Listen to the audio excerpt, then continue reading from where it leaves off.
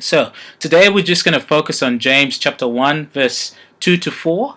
And in the New Living Translation, it reads, "Dear brothers and sisters, when troubles come your way, consider it an opportunity for great joy. For you know that when your faith is tested, your endurance has a chance to grow. So let it grow. For when your endurance is fully developed, you will be perfect and complete, needing nothing." Come on, I don't know about you, but I'm generally not that guy. It's like there are two groups of people. There's the group of that guy, the guy that never seems to have anything go wrong. He's always happy and chirpy, and he's always just, going about his business, and sometimes he just kind of rubs it in your face. You know what I'm saying? And then you have the other group of people that, which I think, which most of the times I'm a part of. I don't know about you, but sometimes I wrestle with this idea of, I wrestle with this, not an idea per se, but with the changes that happen in my circumstances or the pressure that I'm feeling. The less pressure, the happier I am, and the more pressure, the not so happy I am. You know what I mean? And so James is challenging us to be that guy. The one that sees trouble and throws a party. And James is basically saying that. When trouble comes your way or when the pressure is on, throw a party. And I'm like, what? Like, seriously, James, do you really want to throw a party? I mean, seriously, like, dude. I like what the Message translation says. It says, you know that under pressure, your faith is forced into the open and shows its true colors. I'll read it again. You know that under pressure, your faith life is forced into the open and shows its true colors. Pressure in our lives reveals quite a lot. And I've heard people say things like, you don't know someone until they're under pressure. That's where everything kind of comes out, like, gee, I didn't know this guy was this crazy, or sister got some issues, But if you think about it, they don't make a car and then put it on the road. They test the engine to see that it can take the pressure that people place demands on it.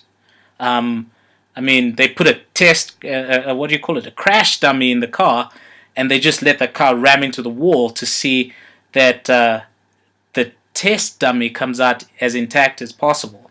So I don't know about you, I'm not suicidal, and I'll never get into a car that hasn't gone through a lot of tests to prove that it can handle the pressure that I put on it. So God's desire, think about God as a manufacturer. Yeah, like the Bible in Ephesians, I think it's Ephesians 2, says that we are God's workmanship. In other words, we are God's products. That's insane. That's so cool. But it says that we are God's products. And God's desire is to make us like Jesus. So while God may not be the source of the challenges, He can help us see areas we need to grow in. Yeah. So that's what James basically says about trouble, about the challenges we face. They even though God may not bring them on us, but He uses them as a way for us to see where we are lacking. That kind of puts a new twist on the challenges we experience. So sometimes some of the pressure that we experience shows us that we need to grow in love. We need to grow in patience. And with the way we sometimes respond to our parents or people that wrong us, sometimes it could reveal that we need to grow in love and forgiveness. It could, when we need to trust God for something, it can also reveal that we need to grow in trusting God. So challenges are not necessarily a disapproval. Like, oh, you're so bad. They're not meant to condemn us. But one of the things that challenges show us is they give us a heads up. Like, hey, buddy, you need to grow in this particular area. So that's one of the things that challenges produce in us. And then the second thing I want to touch on is growth. Challenges can help you realize where you've grown. Sometimes you never realize how much you've grown until you've experienced something you've experienced before. You encounter something that you have encountered before.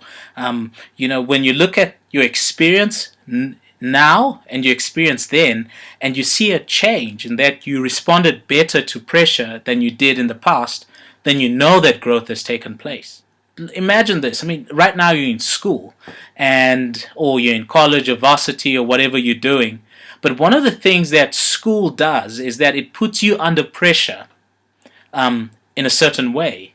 And I don't know about you, but I'd never go to a doctor that I know hasn't gone through the pressure of medical school.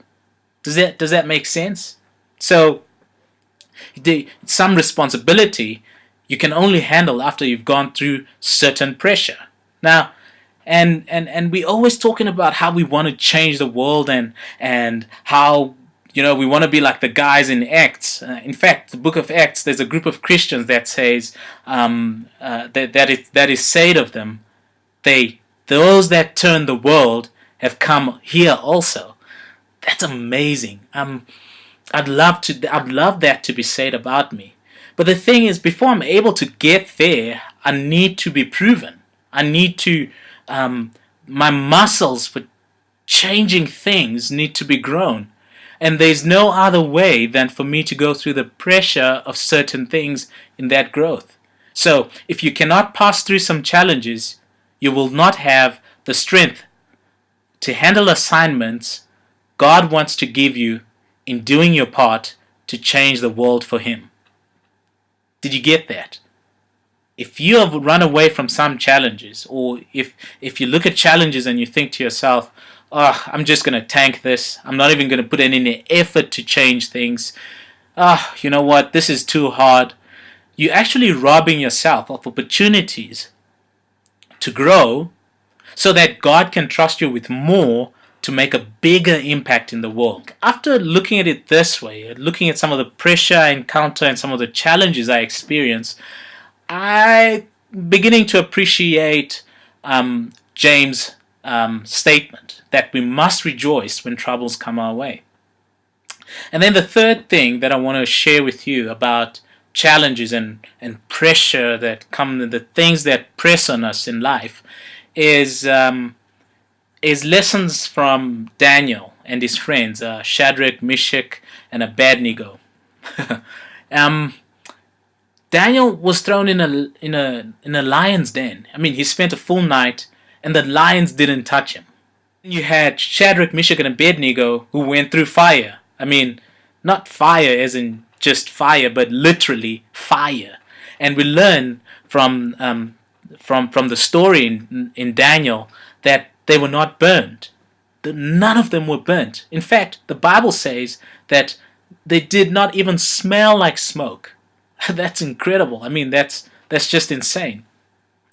But one of the things that I want to highlight from Daniel and his friends' experience is that the pressure on them allowed them to become a bigger witness. It gave them a bigger voice as God's representatives. Yeah. When you face challenges,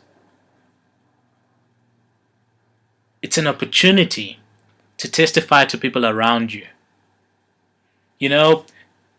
People can look at you and think, oh man, you're doing this following Christ thing or this Christian thing because everything is going well. They're just waiting for the opportunity to see you under pressure.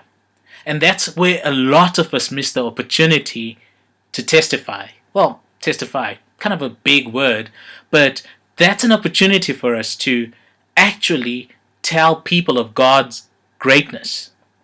When you face challenges, I want to ask you this question. Do you do like Daniel, Shadrach, Meshach, and Abednego and get closer to God? Or do you draw away from God? That your answer to that question determines whether you will be a witness, to God's greatness and what a life lived following Christ looks like.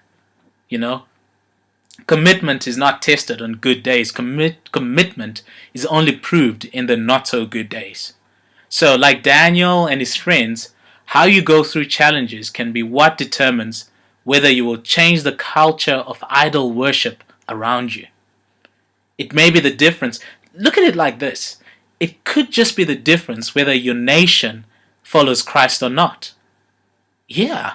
I mean, Daniel, Shadrach, Meshach, and Abednego they persevered through challenges. In other words, they held on. They continued to follow God when it was hard, and they were faithful to God. And they declared, we're not going to give up. We're not going to let down just because it's hard.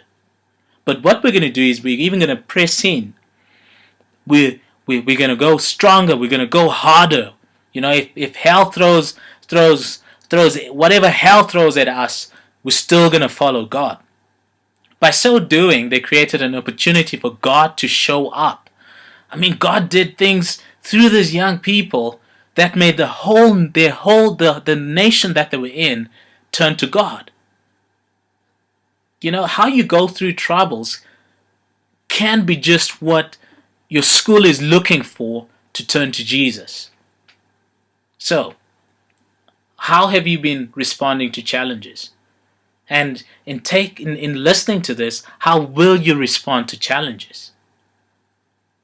So, you're being faithful through trouble is a powerful message.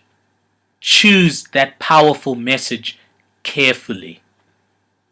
Are you going to throw in the towel? Or like James challenges us to do, are you going to hold on and be a witness to the world? So, James says, let the challenges, let the pressure do their work so you become mature and well-developed, not lacking in any way. You sometimes pray, God, help me to grow, right? You sometimes pray, God, help me to mature. Well, praying that prayer is like a baby in diapers saying, I want to be an adult. And then the answer to that becomes, okay, then all it simply means is that you need to take on more responsibility. And then the funny thing is that we often want the product without going through the process. And challenges are one of those things, are one of those processes. Challenges are processes that help us to mature, to grow, give us the strength to be able to do the things that we're always asking God to do. We're always asking God to use us to make a difference in the world, to serve our community and show them the love of Christ. But how can you show the love of Christ if you never go through situations that challenge you not to show the love of Christ? It could be your community that is against you, or your youth group, if I can put it that way. And how you respond to them in love can just be the witness that they need. Psalm 34 verse 19 says, many are the afflictions of the righteous, that's you, the Christ follower, but God delivers them from all the troubles. So, in Romans 8:28 says, all things work together for good to those who love God and are called according to His purposes. So, with all this in mind, I want you to see the challenges not as something that's there to destroy you, but to grow you. That's what James is challenging us to do. I'm going to echo the words of John in closing. Consider it a sheer gift, friends, when tests and challenges come at you from all sides. You know that under pressure, your faith life is forced into the open and shows its true colors. So don't try to get out of anything prematurely. Let the pressure do its work so you can mature and be well developed, not lacking in any way. That's James chapter 1 verse 2 to 4 in the Message translation. I hope this post helped. Do share it, put it on your Facebook walls, tweet about it. Just tell people about it. Email it to someone, show it to a friend, go play it in your youth group or do whatever. But whatever you do, apply this message to your life and share it with as many people as you can. And we'd appreciate it if you can leave a comment. So, till the next post. See ya.